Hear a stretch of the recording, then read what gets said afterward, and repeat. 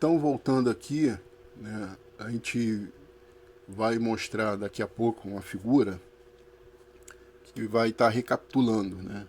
São 4 reinos, né? Então, uma coisa que eu gostaria de falar sobre o 4º reino, que vai ajudar a gente a entender, a gente vai ver daqui a pouco que Jesus e João Batista, que é uma... A gente vai fazer uma réplica aqui, né?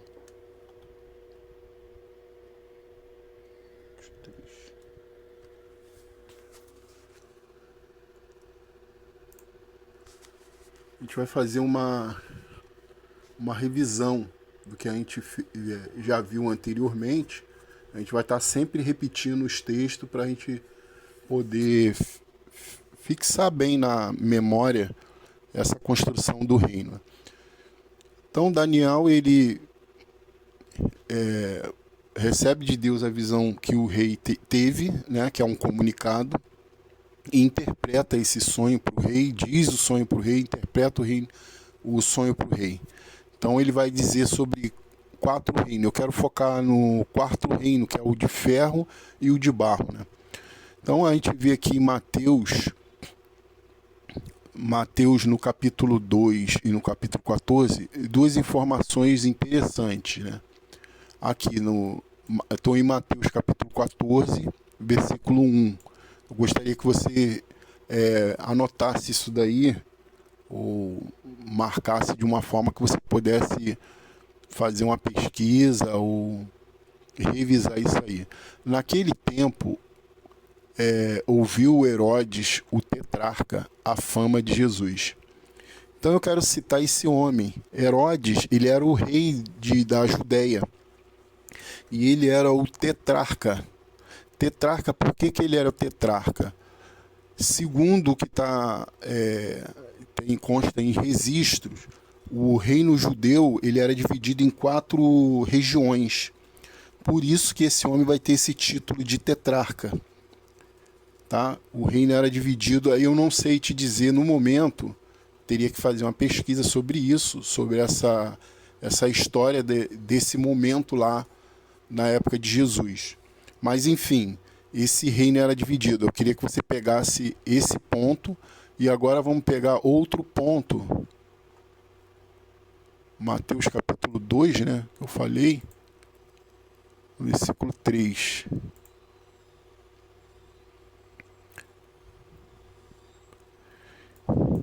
Aqui, ó, o rei, aqui é para confirmar que Herodes era o rei, né? Ele era rei, ó. O rei Herodes, está escrito aqui, ó.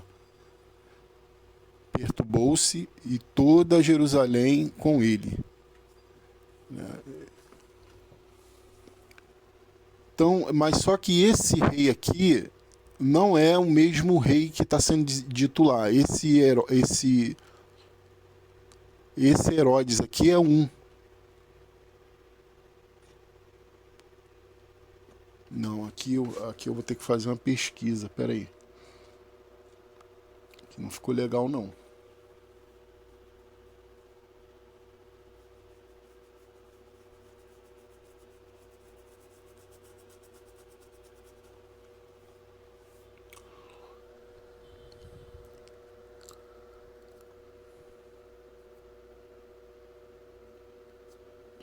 Isso. Então, esse rei Herodes aqui, observe, esse rei Herodes, ele é um. Aquele rei Herodes, ele é outro. Aquele Herodes tetrarca é outro. Esse aqui foi o que perseguiu as crianças, ele veio a morrer.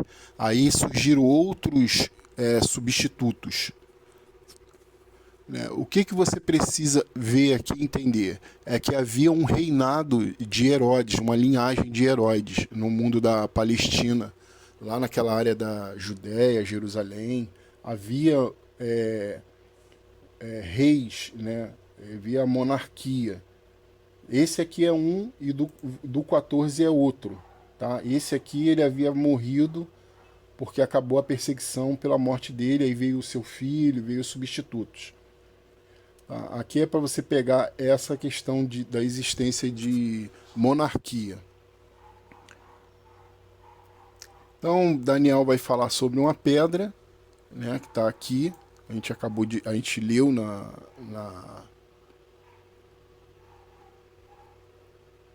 publicação passada, nós lemos sobre isso. E aqui a gente vai ver o anúncio do reino. E a gente já leu, a gente só vai fazer uma reprise. Tá? Vamos ver essa reprise desse reino. E para enxertar, você vai ver que o assunto no Novo Testamento foi sobre esse reino. Né? Aqui eu só estou fazendo o resgate do passado dessas pessoas. Né? Elas tinham essa cultura, essa esperança desse reino. Então vamos aqui em Mateus, no capítulo 3, que a gente já leu, mas a gente só vai revisar. Né? Capítulo 3, versículo 1. Né? Naquele dia apareceu João o Batista, né? Pregando no deserto da Judéia, né? Dizendo: arrependei-vos porque é chegado o reino dos céus. Então aqui é o primeiro anúncio, né? do reino. E também 4:23, que Jesus anunciou sobre o reino, né? 4:23.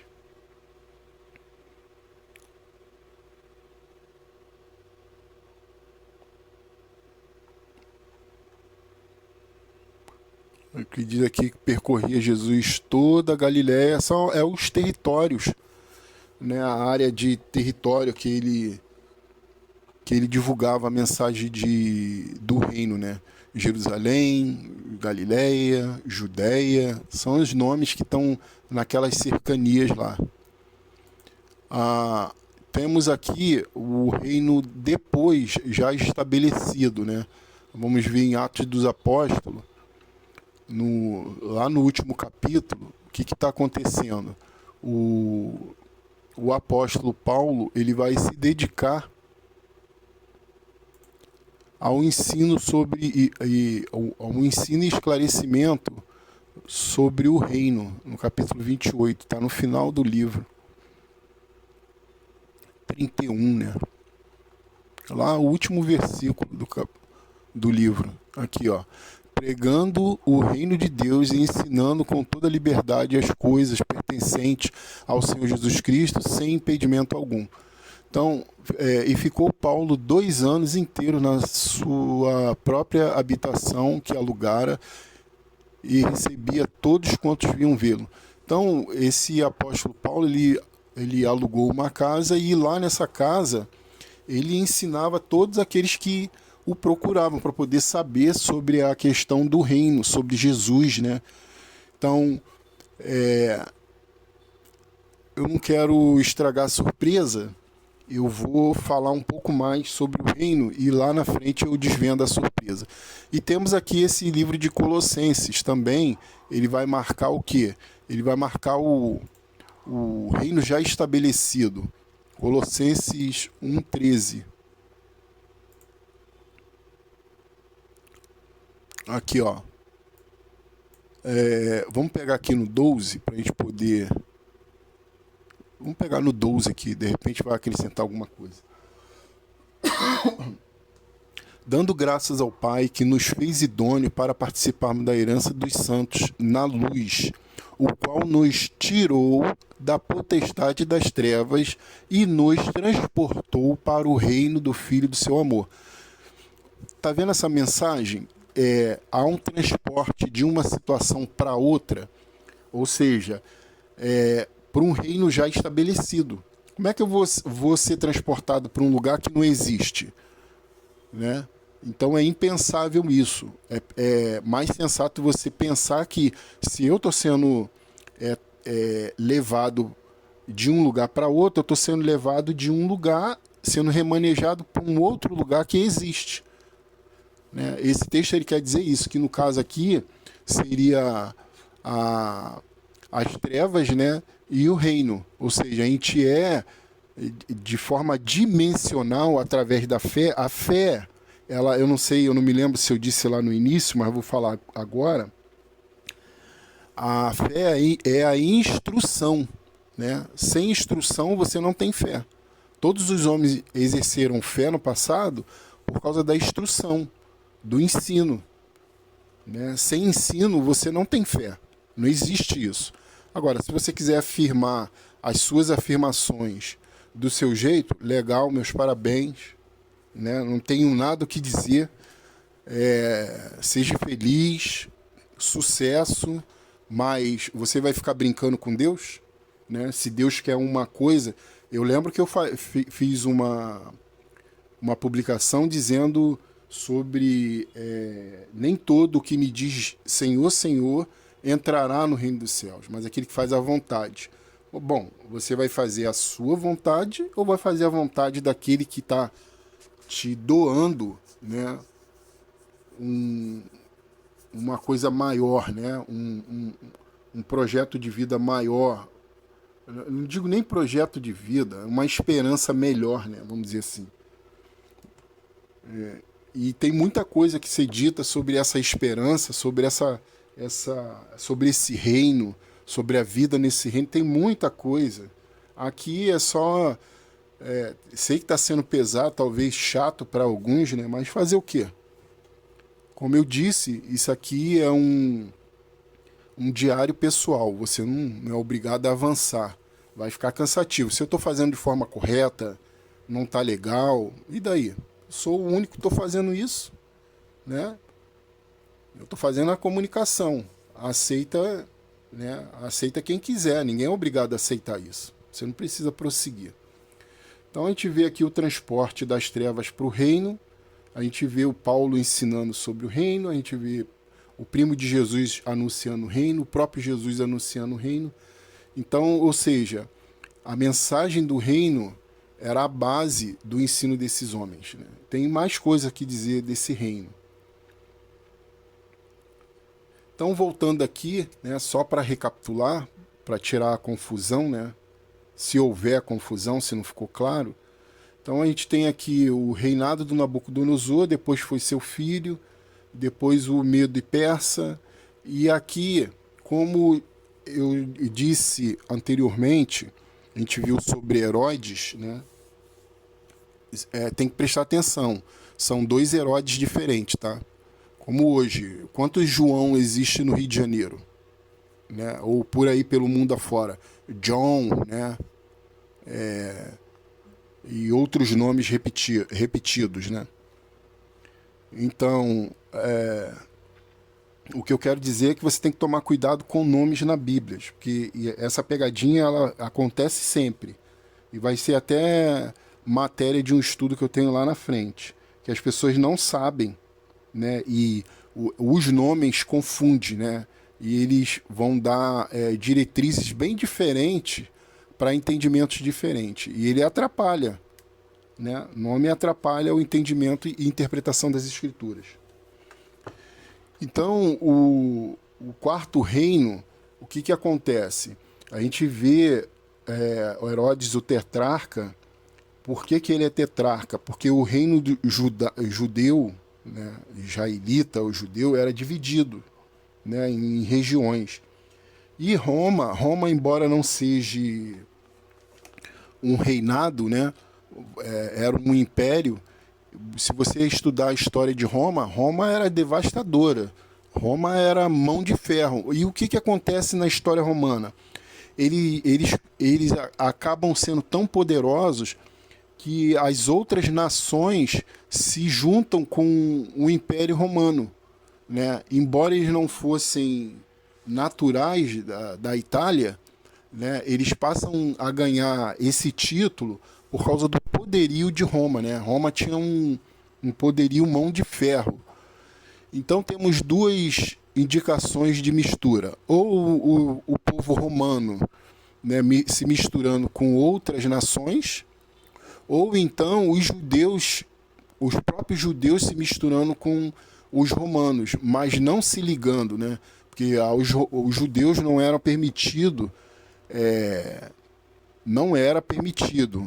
mas eu não estou dizendo que eles não praticavam, né? Mas alguns praticavam. Se você ler nas Escrituras, você vai ver judeus se casando com gentios. Então, mas na cultura judaica não era permitido, na lei de Moisés não era permitido o casamento com estrangeiros. Mas enfim, qual é a minha interpretação aqui? Você pega esses dados aqui, a minha interpretação é o seguinte: na mistura de povos, né, houve uma mistura de reinos. Ainda havia monarquia, né? A, a monarquia ela era praticada nessa época, como ainda é praticada nos tempos atuais em alguns países. Existe a monarquia. Então é daí que vai surgir a pedra, né? Que é o reino, onde Jesus, né? Aqui, eu errei aqui, tá? Aqui não é 42 não, aqui é 4:23, desculpa aí. Não tem como eu corrigir agora não. Ou tem? Pera aí, eu acho que tem como corrigir. Eu vou corrigir. Eu vou corrigir aqui e volto.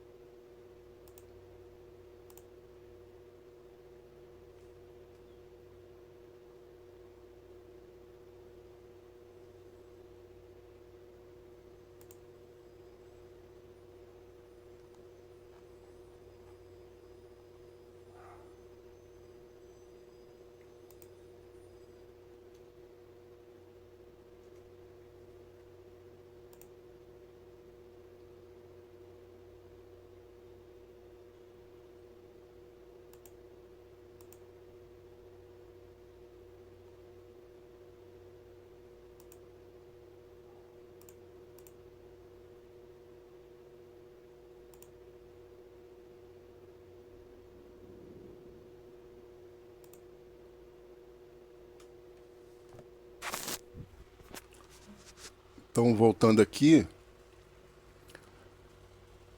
o Império Romano, né, ele estava atuante no período que Jesus estava em vida, junto com os personagens bíblicos do Novo Testamento. Então, no livro de Daniel, no capítulo 2, no 41 a 42, vai estar falando sobre o ferro e o barro, né, que se misturam aqui. Então, na época de Jesus, o que havia? Havia uma mistura de povos e reinos. Embora o Império Romano não fosse um reinado, mas tinha uma estima de reino, né? Ele era assim muito poderoso. Então, através do Império Romano, os povos se misturavam. Essa seria a interpretação para misturas na questão do tempo desse reino. E outra coisa que corrobora, né, que ajuda a pensar nesse momento de união é quando Jesus e João Batista e os outros vão anunciar o início do anúncio do reino. Então, por isso que é dada essa sequência, né? Essa sequência de entendimento. Mas, bom, não é afirmação, né? Alguém pode conseguir contestar aí. E a pedra que é lançada, no caso, seria Jesus, né? Jesus e a sua mensagem do reino.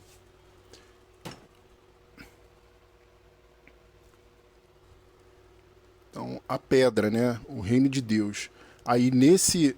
Deixa eu ver o que eu faço aqui. Só um minuto só.